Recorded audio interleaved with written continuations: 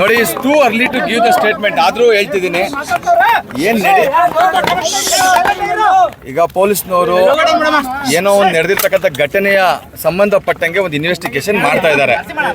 ಅದರಲ್ಲಿ ಅವ್ರದ್ದು ಆಲ್ರೆಡಿ ಏನೋ ಅವ್ರು ಮಾಡಿಬಿಟ್ಟಿದ್ದಾರೆ, ಅವ್ರು ಮಾಡಿಸ್ಬಿಟ್ಟಿದ್ದಾರೆ, ಅದೆಲ್ಲ ಖಂಡಿತ ಸುಳ್ಳು. ಏನು ಆ ಥರ ಎಲ್ಲ ಏನಿಲ್ಲ.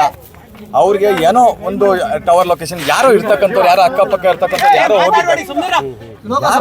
ಯಾರೋ ಹೋಗಿರ್ಬೋದು. ಒಂದು ಜಸ್ಟ್ ಒಂದು ಡೌಟ್ ಮೇಲೆ ಜಸ್ಟ್ ಅಷ್ಟೇ ಇನ್ವೆಸ್ಟಿಗೇಷನ್ ಮಾಡ್ತಾ ಇದ್ದಾರೆ. ಅವ್ರು ಏನೋ ತಪ್ಪು ಮಾಡಿದ್ದಾರೆ ಅಂತ ಅಲ್ಲ, ಕರೆದಿದ್ದಾರೆ. ಒಬ್ಬ ಸಾಮಾನ್ಯ ಪ್ರಜೆಗೂ ಕರೀತಾರೆ, ಏನೋ ಒಂದು ಅವ್ರಿಗೆ ಡೌಟ್ ಬಂದರೆ ಕರೆದಿದ್ದಾರೆ ಅಷ್ಟೇ.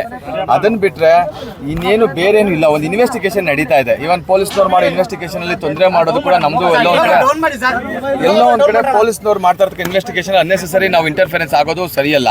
ಸೊ ಈಗ ಹೇಳಿದ್ದೀವಿ, ಯಾವುದೇ ರೀತಿ ತೊಂದರೆನೂ ಇಲ್ಲ. ಅವ್ರು ಆರಾಮಾಗಿ ಅವ್ರ ಪಾರ್ಗೆ ಅವ್ರು ಕೂತಿದ್ದಾರೆ, ಅವ್ರ ಪಾರ್ಗೆ ಅವ್ರ ಸ್ಟೇಟ್ಮೆಂಟ್ ನನಗೇನು ಗೊತ್ತಿಲ್ಲ ಅನ್ನೋದು ಸಂಬಂಧಪಟ್ಟ ಒಂದು ಸ್ಟೇಟ್ಮೆಂಟ್ ಕೊಡ್ತಾ ಇದ್ದಾರೆ ಅಷ್ಟೇ. ಕೊಟ್ಟಿದ್ದಾರೆ, ಇನ್ವೆಸ್ಟಿಗೇಷನ್ ಮಾಡ್ತಾ ಇದ್ದಾರೆ. ಏನು ಅದೇನು ಸಮಸ್ಯೆ ಅಲ್ಲ, ಪ್ರೊಸೀಜರ್ ಆಗಿದೆ, ಅಲ್ಲಿ ಏನು ಸಮಸ್ಯೆ ಇಲ್ಲ.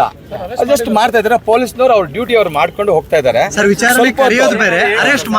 ಅರೆಸ್ಟ್ ಮಾಡಿಲ್ಲ, ಇದು ವಿಚಾರಣೆ ಕರೆದಿರೋದು. ಅಲ್ಲ, ಅವರು ವಿಚಾರಣೆ ಮಾಡಬೇಕಾದ್ರೆ ಅದು ಅವ್ರ ಹತ್ರ ಮಾತಾಡೋಂಥ ಅವಶ್ಯಕತೆನೂ ಬೀಳೋದಿಲ್ಲ.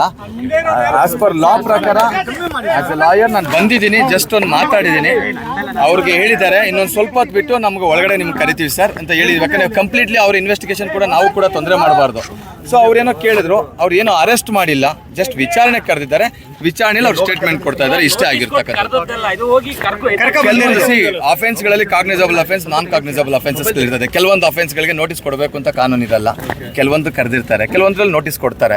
ಇದ್ರಲ್ಲಿ ನೋಟಿಸ್ ಅವ್ರು ಕರೆದಿದ್ದಾರೆ ಅಷ್ಟೇ. ಅವ್ರಿಗೆ ಡೌಟ್ ಬಂದಿದ್ದ ಕರೆದಿದ್ದಾರೆ. ಬೆಳಗಿನ ಜಾವ ಹೋಗಿ ಕರ್ಕೊಬರುವಂತ ಅನಿವಾರ್ಯ ಏನಿತ್ತು? ಅದನ್ನ ಅವ್ರು ಬಂದ ತಕ್ಷಣ ಖಂಡಿತವಾಗಿಯೂ ಅದ್ರ ಬಗ್ಗೆ ವಿಚಾರಣೆಗೆ ನಾವು ಕೇಳೋಣ. ನಾವು ಖಂಡಿತವಾಗ್ಲೂ ಅದ್ರ ಬಗ್ಗೆ ನಾನು ಮಾತಾಡ್ತೀನಿ.